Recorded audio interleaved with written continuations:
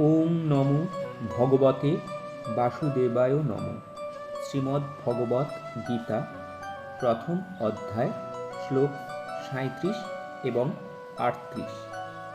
যদ্যপ্যেতে ন পশ্যন্তি লোভোপহত চেতস্য কুলক্ষয়কৃতং দোষং মিত্রদ্রোহে চ পাতকং কথং ন জ্ঞেয়মস্মাভিঃ পাপাদস্মান্নিবর্তিতুম কুলক্ষয়কৃতং দোষং প্রপশ্যদ্ভির্জনার্দন।